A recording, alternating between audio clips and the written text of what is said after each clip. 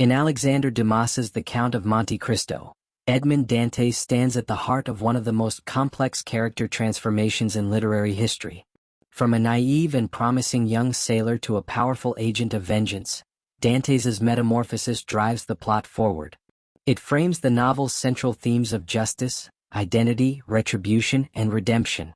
His journey is both literal and symbolic, charting the consequences of betrayal and the moral cost of revenge. Role in the narrative. Edmond Dantès begins the novel as an optimistic and capable young man.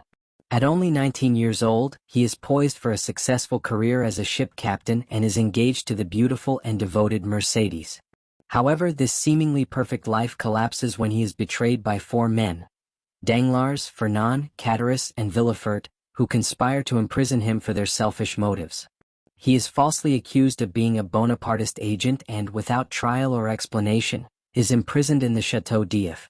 Dantès spends 14 years in prison, during which time he undergoes profound changes. Initially consumed by despair, he gains knowledge, wisdom, and purpose through his relationship with Abbé Faria, a fellow prisoner. Faria not only educates him in subjects like languages, science, and philosophy, but also reveals the location of a vast treasure on the Isle of Monte Cristo. More significantly, Faria instills in him the idea that fate, or providence, has chosen Dantès for a higher purpose. After Faria's death and his own dramatic escape, Dantès retrieves the treasure and re-emerges into society as the Count of Monte Cristo, a mysterious, immensely wealthy, and influential figure. Armed with wealth and knowledge, Dantès begins a calculated mission to reward those who were loyal to him and punish those who betrayed him. His vengeance, cold and patient, spans years and impacts not only his enemies but also their families and reputations. In doing so, Dantès essentially becomes judge, jury, and executioner. Symbolic significance. Dantès is more than just a wronged man seeking revenge. He becomes a symbol of divine justice. When he assumes the identity of the Count of Monte Cristo, he distances himself from his past identity and even from human emotion. He often refers to his actions as guided by providence, framing himself as an instrument of a higher, almost cosmic justice.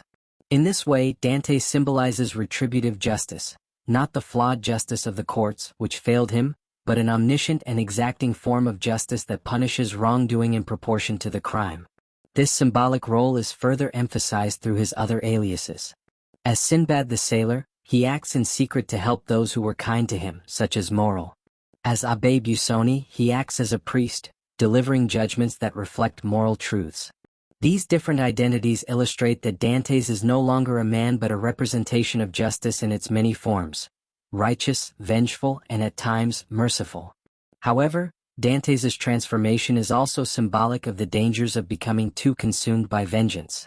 His godlike posture raises questions about the morality of taking justice into one's own hands. As the Count of Monte Cristo, Dantès initially believes that he is above emotion, acting purely out of reason and divine guidance. Yet, his revenge inadvertently leads to the suffering of innocents, including the deaths of children and the collapse of entire families. This complicates his moral position, rendering him a tragic figure, a man who sacrifices his humanity for a cause he believes is righteous. Broader implications. Dantès' story is, at its core, a meditation on justice and the nature of human transformation. His wrongful imprisonment exposes the fragility and corruption of institutional justice, as embodied by Villefort. In contrast, Dantès creates his system of justice, one that is profoundly personal and exact. Dumas uses this contrast to critique the legal and political systems of his time, suggesting that true justice is often elusive in a world governed by selfish interests.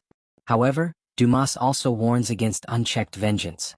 While Dantès initially believes that punishing his enemies will restore balance and provide closure, the resulting consequences often bring more pain than satisfaction.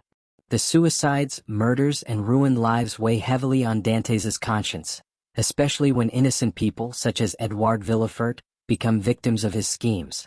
Ultimately, he realizes that vengeance cannot undo the past nor heal the wounds of betrayal.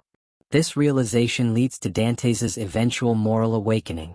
Near the end of the novel, he chooses to show mercy to Danglars and allows love and forgiveness to re-enter his life through his relationship with Haydée, the daughter of one of his former enemies whom he has saved and come to love. This final act of compassion signifies Dantès' return to humanity. He has fulfilled his role as an agent of justice, but he recognizes that life must also include hope and the possibility of renewal. His final words to Maximilien Morel, "Wait and hope," encapsulate the novel's shift from revenge to redemption. What makes Dantès such a compelling character is the psychological complexity of his transformation. He begins as an innocent, wronged hero and evolves into a man of immense power, carefully orchestrating the lives of others from behind his aristocratic mask. The tension between his desire for revenge and his latent compassion adds layers to his character. Readers are both awed by his intelligence and troubled by the extent of his manipulation. This psychological depth allows readers to explore questions of identity, morality, and purpose. At what point does Dantès cease to be Edmond and fully become the Count? Is the loss of innocence a necessary part of maturity, or does it signify the corruption of the soul? Dumas never provides easy answers but instead invites readers to witness the consequences of transformation, both its potential for greatness and its potential for destruction.